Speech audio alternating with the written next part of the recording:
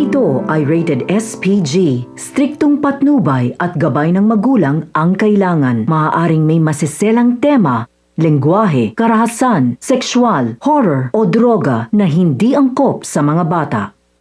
Halos manghina ang tuhod nitong si Edward matapos nga niyang makita na nahihirapan ang kanyang anak.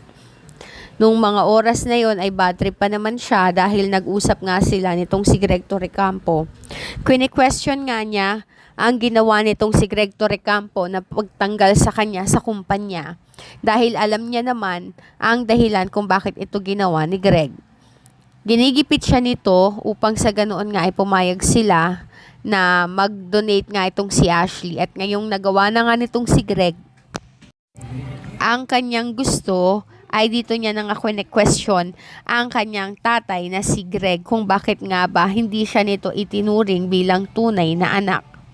Dito tinanong naman siya nitong si Greg Torrecampo kung gusto niya ba talagang malaman ang totoo o kung handa ba siyang malaman ang katotohanan tungkol sa kanyang tunay na pagkatao. Natulala itong si Edward matapos niyang malaman na meron pa palang sikreto ang kanyang tatay na si Greg. Ngunit hindi nga sinabi ni Greg ang bagay na iyon. Ayon kay Greg, ay gusto niya nang kalimutan itong si Edward dahil sa mga ginagawa niya dito kay Paulo.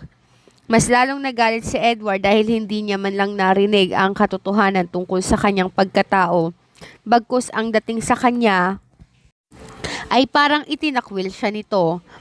Kaya naman, ang kinausap nga nitong si Edward ay ang kalaban nga nitong si Paulo sa kumpanya. Sinabi nito na itinakwil na siya nitong si Greg Torrecampo, kaya naman gusto nga niya na maghigante sa mga ito.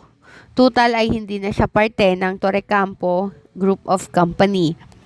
Pumayag naman ito at sinabi niya na hindi ito mabibigo sa kanya at siguradong mapapabagsak nila ang kanyang tatay at ang kanyang kuya.